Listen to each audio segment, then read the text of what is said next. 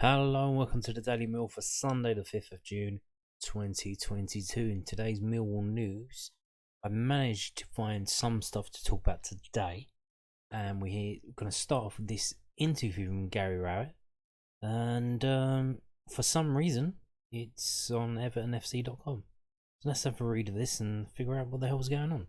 So Gary Rowett, Joe Royle's words motivated me for the rest of my career. And this was in an interview originally given to Everton's matchday programme for the Blues' home clash with Brentford last month. Why did they interview Gary Rowett for their programme? I don't know. I don't think Gary Rowett played for Brentford, so I don't know. So Gary Rowett talks about coming to the club with unrealistic expectations. He's enthusiastic and productive, socialising on Merseyside, career-defining conversations with Joe Royle, and the man who provided his first management opportunity and finding a spiritual home at Millwall. Gary Rowett recalls only 2 matches from his under-the-radar Everton career with any real clarity. Neither memory is especially precious, and both probably serve, in Rowett's opinion, to sum up my 15 months at the club. That's not to say Rowett didn't enjoy Everton, on the contrary. He was barely 20 years old when he joined, harbouring the belief, naively, Rowett recognises in hindsight that nearly 100 appearances for Cambridge United would feed into regular Premier League football. His fond vision was replaced by the prosaic reality of a diet of regular 18 games. Equally, Liverpool offers Rowett euphemistically was too good a city. I was in a group full of great lads: Neil Moore, John Doolan, Tony Grant. Continues Rowett. We'll play for the A team on Saturday morning, then go out and enjoy the city. So I imagine that over reserves. I don't know what that is. I didn't commit to my football career at the time. I was out of the team and it was too easy to socialise more than I needed to. There was one especially unforgettable and unregrettable night on the town. Rowett jokes over his good fortune at meeting wife Jenny, went out with a mate, not the team. Should probably have gone for one on a bit more money. She was 18, and I can't believe to this day her dad, a proud Scouser, let her go with me when I moved to Derby County after we'd been going out 6 months. Laughs Rowett. I have 2 daughters older than 18, and there's no way they'll be moving in with anyone. Rowett's parents-in-law were raised in Walton and married in St Luke's Church on the corner of Goodison Park. They never did get to see their daughter's husband-to-be play for the home team in L4. 4 Everton appearances comprised substitute outings away against Sheffield United and Leeds United soon after joining in March 1994, and starts in 2-0 defeats at Manchester United and Southampton on successive Saturdays early the following campaign. When Joe Royle replaced Mike Walker as manager, Rowett was briskly ushered on loan to Blackpool. To Hillsborough, then scene of Rowett's first distinct Everton playing recollection. He replaced Brett Angel with 11 minutes remaining and Walker's team trailing 3-1. The match ended 5-1. I'd been on about 5 minutes and felt my hamstring go, said Rowett. It was a nerve injury, not a muscle problem, and I thought I cannot come off. I am playing for Everton against Sheffield Wednesday in the Premier League. Rowett was with the reserves when Everton's final day victory over Wimbledon secured Premier League survival, but I remember the elation, he relates, and I'm pretty sure I made the party in the evening out. Everton were flailing once more when Rowett was pitted in opposition to consummate fullback Dennis Irwin for a game at Old Trafford. The idea was for Neville Southall to aim goal kicks to Everton's right flank, where the airily prodigious Rowett would dominate Irwin. I don't think I won a head all game, said Rowett. He was so clever, using his body, leaning into me and manipulating me. It was a good lesson. I was brought down in the box by Peter Schmeichel too, and discovered why Manchester United don't concede many penalties. Rowett grew up on the Isle of Wight, a champion sportsman but isolated from professional football, and consequently unconvinced over his prospects in the game. Cambridge United, however, spied Rowett, a striker in his youth, playing for Coes High School in a 1990 English Schools Trophy quarter-final tie. They would lose the Goodison Park final to Campion High School, who counted Doolan and future Everton midfielder Billy Kenny among their number. Rowett was stacking supermarket shelves part-time and set on a leisure and tourism course in Portsmouth when he met Dad Eric to buy a 50cc scrambler to propel him across the island for the ferry to the mainland every day. When I got there, Dad said, "You need to forget the motorbike, you've just been offered terms by Cambridge," says Rowett, who arrived to learn he was actually in a two-way fight for an apprenticeship which he won. Cambridge were under the rule of manager John Beck, the Martinet headmaster in charge of the hardest of schools, who oversaw an ascent from the 4th division to the cusp of the top flight. I was used to a strong environment. I came from an autocratic household. My dad was a prison governor, and my brother was in the Royal Marines. My mum was the only one softer than me, said Rowett. You had to stand your corner and give a bit back to the senior pros. On other occasions, you accepted what was said and got on with it. Survival of the fittest is an archaic term, but in football back then it was the truth. At times you were bullied and treated with disdain. You had to go through that process to be accepted as a person and a player. Beck would watch Rowett leave senior pros training on pre-season runs along in the canals and order the young man to retrace his steps alone and quicker. I was winning the races by 5 metres, begins Rowett. One day John told me, you have to think you are better than these. Win the races by 30 metres because I will sell you to a bigger club for 1 million. He was ensuring I didn't settle for being a 3rd division player. Beck forged Cambridge in his own identity. The result was a super type squad and tactics employed with military precision. Rowett has similar freedom at Millwall, where he was appointed manager in October 2019. There are some places, including Everton, where if you sweat blood and tears for the shirt and add excitement, which might be goal-mouth action or quick attacks, it is appreciated, says Rowett. Some clubs accept what they are more than others, in my opinion. I wanted to manage somewhere I could do it how I wanted and not feel I had to play a different brand of football. Rowett draws on the qualities of former bosses, including hardline Beck and master managers Royal and Jim Smith. Everyone in coaching and management plagiarises to some degree, he says, but I have to be me with elements of those people underpinning how I want to play football. Rowett remaining true to himself means adhering to a football model that divides opinion. The subject is pertinent following the conflicting reactions to the good guys versus bad guys Champions League quarter-final between Manchester City and Atletico Madrid. When I watch Atletico Madrid with their speed and aggression and energy, the air's on the back of my neck stand-up, says Rowett. I always admired Barcelona and they have those qualities, but one team is possession-based, the other is more destructive, out of possession, which I enjoy. When I shape a team, it has got to go down that line or it's not authentic. Yeah, some of that ticky-tacky football can be boring as fuck, can't it? Rowett is sitting behind his office desk, kitted out in training gear, prior to a run along the Thames. The running, besides spending time with family located in Derbyshire, is a crucial vehicle for refreshing mentally. Evenings are spent working in the apartment he shares with a staff member and his son. Rowett is a manager to his core, then absorbed by the profession, but it would be remiss to skate over a thriving playing career post-Everton, albeit, when I look back with my manager and coach's head on, I should have achieved more. I had more potential than I realised.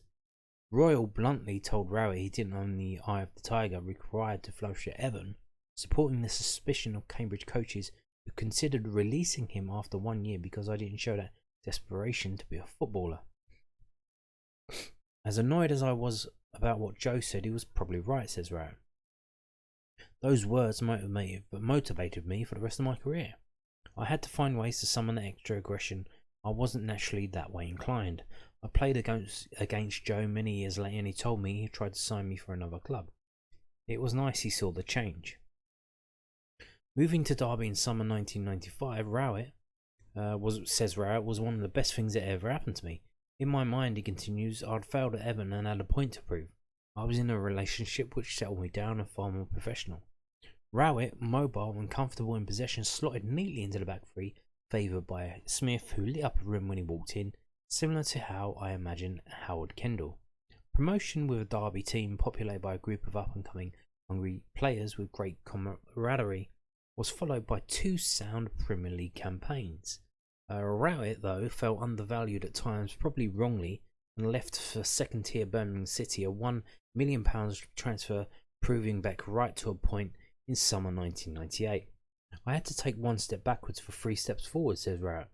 The significant advance came after 2 stellar Birmingham seasons, Rowett choosing Leicester City from 3 top-flight suitors and playing every Premier League game in his opening campaign. I was a senior player and close to the England squad under Sven-Göran Eriksson, said Rowett.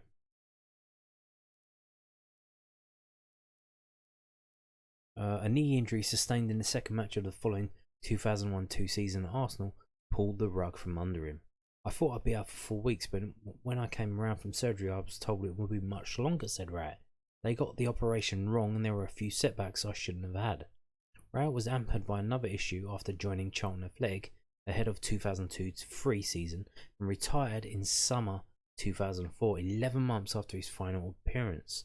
I could have bummed around in the lower leagues, but I knew I wouldn't be the same player, which would have been difficult to take at 30, said Rowett. That injury and my decision to move on have given me 32 years and counting in professional football, which I am blessed to say. Rowett was given his first management opportunity as caretaker boss of old club Burton Albion. He played there in a non-league post-retirement to scratch an itch in March 2012. He began with 2 defeats and wondered aloud in conversation with Chairman Ben Robertson whether he had what it took, if Burton's League 2 status would be safer in other hands. Ben said, "No, show me you can keep us up," says Rowett. That was a big moment in our career, and I realised I was being an idiot. Burton were undefeated in the next 4 matches, and Rowett reflects with humour on the 7-1 loss at Bristol Rovers that abruptly halted that run. At 5-1, the centre half and keeper banged into each other. They fell apart and a striker ran between them and scored, says Rowett. I thought, oh, my life can't get any worse. Rowett reached the League 2 playoff semi-finals and final in 2 full seasons in charge of Burton. They were set fair for promotion, ultimately achieved when Rowett was approached by Birmingham in dire straits near the foot of the Championship and reeling from an 8-0 home whacking by Bournemouth. People said Birmingham would be an impossible job. I thought the opposite. They were rock bottom and could only go one way, says Rowett. Brisky got the absolutely brilliant 19-year-old Damara Gray into his team. We changed the psychology and transferred the focus to what we were going to do.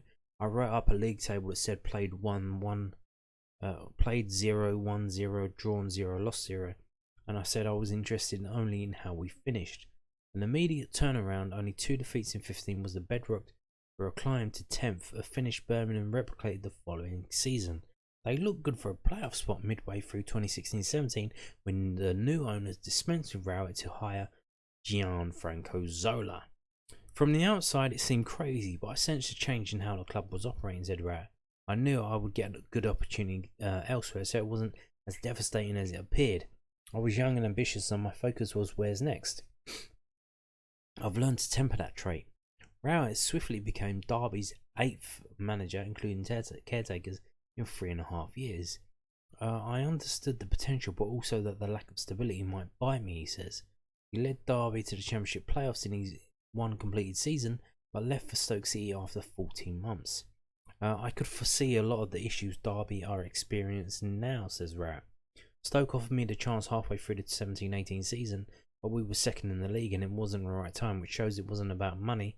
When they came back, it coincided with so many things not feeling right at Derby. Stoke, admits Rowett, is the one job where you could be fairly reckoned to have underachieved, even if 26 Championship games featured only 7 losses. There were no regrets, however, over the brave decision to accept a post with a promotional bust remit following Stoke's Premier League relegation. You have to learn and grow stronger for it, says Rowett. The Premier League with Millwall, consistently skirting the Championship's top 6 under their driven manager, is realistic, insists Rowett, on condition of slow but sure improvement is sustained. Revisiting his initial top-tier experience, Rowett concludes, Everton was 1 step too far at that time. I didn't quite do what I needed to. The single-minded Gary Rowett could be accused of wanting for focus or effort since his journey to Derby with the twin influences of Jenny and Royal's provocative words for company. So there you go. We got through that, didn't we? I think the guy's eaten a dictionary or something. Some very long words in that. Very, very long words. And it's, I don't know, but very interesting, don't you think? I thought Gary Rowett was from Derby. I didn't realise he was from the Isle of Wight. And his old man was prison governor of. There's a big prison on the Isle of Wight, isn't there? Was it Shankill or something like that? I don't know. And I don't know. So interesting stuff there about Gary Rowett. For some reason, in the Everton program, which is good for Everton. Putting this kind of stuff in their program. I don't know if you know, but next season, Millwall's program will not exist. Millwall they're not going to be producing a program anymore, and yeah, sad to see. So, moving on now. I told you the other day about George Saville playing for Northern Ireland, and he played a game for them today, and we're going to get into it now. So this is an interview they gave after the first game against Greece, which they lost 1-0, and he gave an interview ahead of the game that was played today, which was an away game in Cyprus. So let's have a read of this. This is from the Belfast Telegraph.co.uk. George Saville: football can change so quickly. A win against Cyprus can change everything for us. Defiant George Saville insists that there are no excuses for a disappointed squad ahead of Northern Ireland's crunchy clash with Cyprus this evening. The Millwall midfielder was the picture of dejection in the wake of Thursday's 1-0 defeat to Greece in Belfast, reflecting a poor overall performance from Ian Barraclough's men, who had hoped to start their Nations League campaign in style. And with the second of a quadruple header of League C Group 2 games looming, Saville appreciates time is being quickly spent on preparing for the meeting with Nikos Kostenoglu's side in hot Larnaca conditions. Essentially, Northern Ireland must urgently refocus and start becoming more composed and clinical, otherwise this latest Nations League experience will once again be doomed to failure. Saville said, "We are all training hard and put the work in, but ultimately it counts for nothing if we don't perform on match day. We have an opportunity now to turn it around. Something gives us a great chance to go out and get a win. I'll be honest, I don't know a lot about Cyprus. I haven't researched them too much, but we have time to go through the clips and go through things tactically on video with the manager and staff, which will help us get fully ready." Boss Ian Barraclough has been in pains to stress how the national side are trying to knit together a blend of experience allied to greenhorn prospects bedding in. Yet this strategy has yet to be achieved alongside winning games, insists Saville, capped 37 times. We are in transitional period at the moment, and we have young players coming through and some senior lads missing, he added.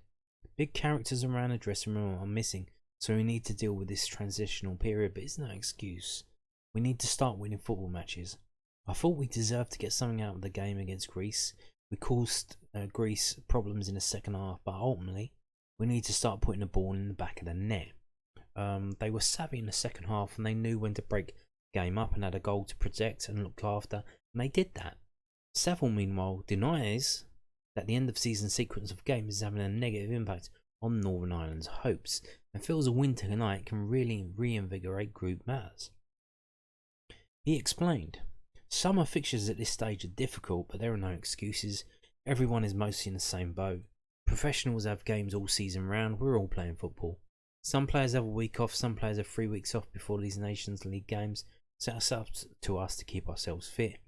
It's confidence, really. We need to start winning games and scoring goals. If we do that, it will breed confidence throughout the squad. I love playing for Northern Ireland, especially at Windsor. So when I'm with the team, it's about putting the shirt on and doing my best. You know how football can quickly change. A win on Sunday can change everything for us. All we can do now is look forward to the game against Cyprus to try and put things right." And, ladies and gentlemen, they did not win. It was a 0-0 draw. Yeah, they went to Cyprus and drew 0-0, which is disappointing result, to be honest with you. I mean, I think Kosovo went to Cyprus and won, so that's not too good. What group are they in? Let's see. I'm not too sure. Let's just scroll through these. Are they? Oh, there. M. So yeah, Kosovo actually beat Cyprus, I believe. So Kosovo went to Cyprus and won, and Northern Ireland went to Cyprus and didn't win. So this is a poor result for for Northern Ireland. But here's the thing with it's quite funny. Northern Ireland and Republic of Ireland both have the same problem at the same time. So Northern Ireland and the Republic of Ireland had an absolutely amazing striker, and they've struggled to replace them.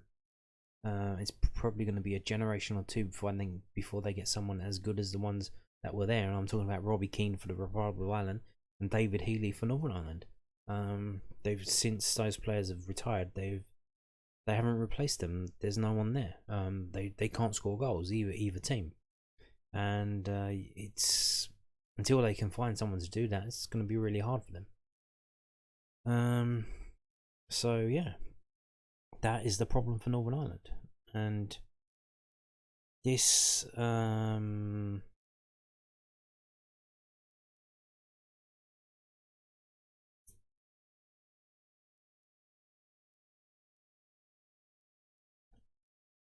Saville did start this game. He started the game against Greece the other day, and he started this game as well.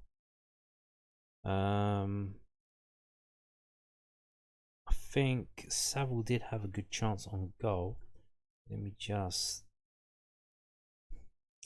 George Saville had Northern Ireland's first opportunity in the 12th minute, but Paddy McNair's cross was just behind him and he could not connect properly. Just after the half-hour mark, Saville got in White's way and he was well placed. That's not good. So you can see the stats here. Northern Ireland on the right-hand side, they have 13 shots, only 2 on targets. So like I said, struggling to score, struggling even to get the ball on target. The lineups. Saville started the game and he played 71 minutes before he was substituted off. So there you have it, another international cap for Millwall, for a Millwall player. And I think he's got 2 more games coming up this week against Kosovo, and then the other one I don't know where. So gonna have a little look now at what George Saville did in that game. It's a Sunday.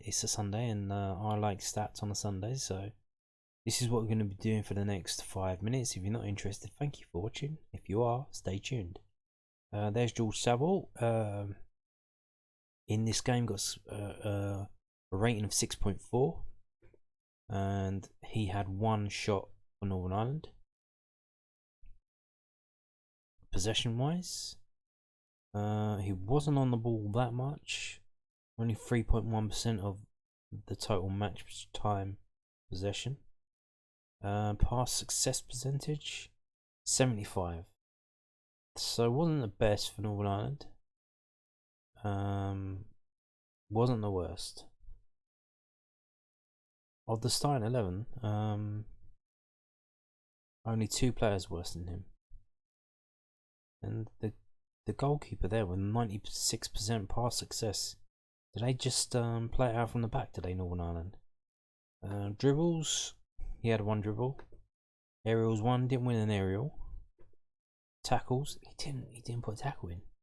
He's one of only 3 players not to have a tackle from Northern Ireland starting 11. Dear, oh dear, okay. Corners 2 to 4. They have the right fullbacks taking the corners there. McNair and Lane. Interesting. Would they just whack it in there? Are they really that skillful to have the 2 fullbacks taking the corners? Would you not want someone with a sweet foot like White or Saville to be, or even Davis to be taking the corners? I suppose they just want to pump it in there and just cause a bit of chaos, and then hopefully it falls to someone who can get on the ball and have a bit of skill and score a goal. Well, mate, it didn't work, so maybe they want to try and change in that. Dispossessed, 3 times, but Saville was not there. So let's have a look at the ratings of the players.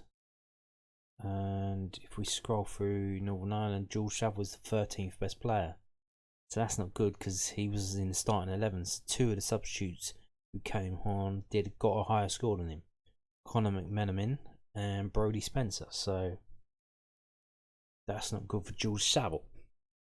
Although the player he replaced, the player who replaced him, Alistair McCann, did not get a better score than Jules Saville, which is good. You don't want the player replacing you to get a higher score than you, because George Saville had 70 minutes on the pitch. The geezer who replaced him only had 20 minutes on the pitch. So if someone who has 20 minutes on the pitch comes on for you and gets a higher score than you, it suggests you ain't all that. So yeah, but George Saville having a quite low rating for this game now. As we've seen, he had one of the shots, and you can see here a bit of a Millwall problem for Northern Ireland. They have all these players having shots and only 2 shots on target. That's not too good. Start spinning through these. I think we've offsides. No, just Lavity was offside. Unscheduled touches, poor ball control. So there's George Saville with 3, but quite a few for Northern Ireland with that. Defensively, tackles, we've seen Saville didn't have a tackle. So 11 players had a tackle, and even some of the substitutes, and George Saville did not make a tackle. Interceptions though, no, he didn't have an interception. Did he have a clearance? He had 1 clearance. Didn't have a block shot and gave away 2 fouls. Passing wise, who had the most passes, and where's George Saville? George Saville had 28 passes. This is quite a way down, and same as the goalkeeper actually. And his accuracy was 75. He had 1 cross, and it was an accurate cross.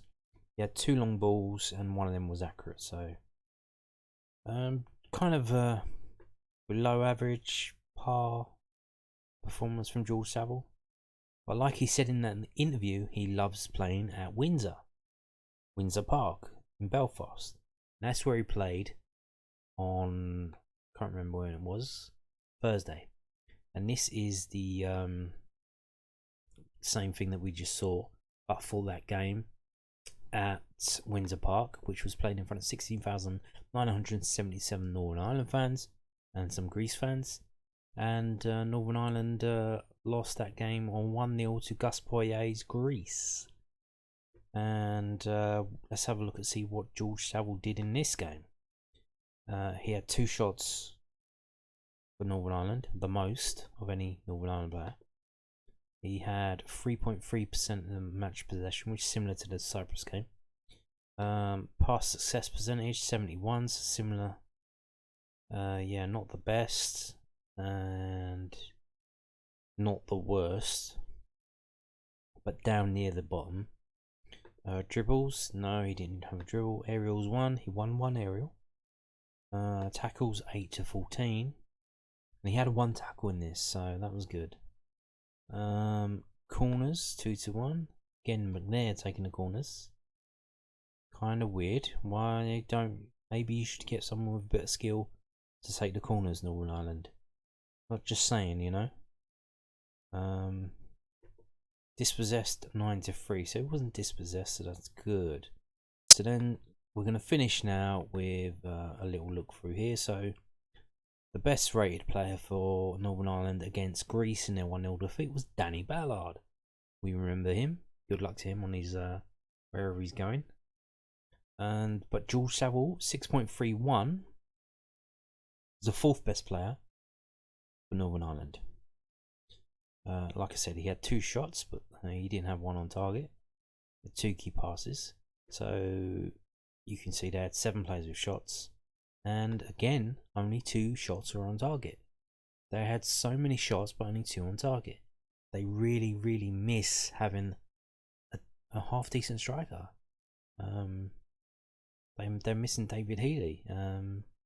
They've got no one even half as good as him right now. And it's a shame. But if you ain't got a striker, how are you gonna play? You certainly don't get your corners taken by centre backs. That's absolutely fucking stupid. You got to try something. You've got to try something if you haven't got a decent striker. Offensively, so let's have a look and see where Jules Saville is. Yeah, we've done that. He had one unscheduled touch, one poor ball control. Defensively, for Jules Saville, he had one tackle, which is actually most. Danny Ballard had two. Jules Saville had one tackle, one interception. Didn't have a clearance and didn't have a blocked shot. Again, you can see Danny Ballard here with 3 clearances. So Danny Ballard in that game had the most tackles and the most clearances for Northern Ireland. So you can see why he got the high rating. Passing wise, let's see what George Saville did in that.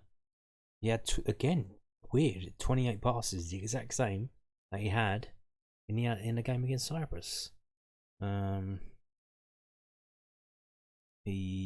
Where does that rank in the? That moves him a little bit higher, but still. Passing accuracy of 71.4. Had one cross, it wasn't accurate. Had one long ball, wasn't accurate. So he's not really doing much going forward. He's not really doing much going defending as well. So I wonder what his role is. What is his role? I don't know, but certainly don't seem to be getting the best out of him, and certainly not as good as what we're getting out of him at Millwall. So we'll see. They are playing some more games. If we click on this and just wait for it to load, let's see what games are coming up. So next week we've got Kosovo versus Northern Ireland on Thursday, and then on Sunday Northern Ireland at home to Cyprus. So realistically, I mean, what we've seen so far, Northern Ireland could struggle in that game against Kosovo, and they should be beating Cyprus at home. So, but we'll see, and we'll see how much George Saville plays. And it's just a shame we can't really watch them. Well, you can, but I mean, all of them seem to be snapped up by Premier Sports, and you've already got Sky subscription. You're kind of missing out, because why would you subscribe to Premier Sports? But it's kind of a shame, because I used to like watching Millwall players playing for their international teams. I would have enjoyed watching George Saville play in these games, but hey ho, what are you going to do? And on that note, thank you for watching, and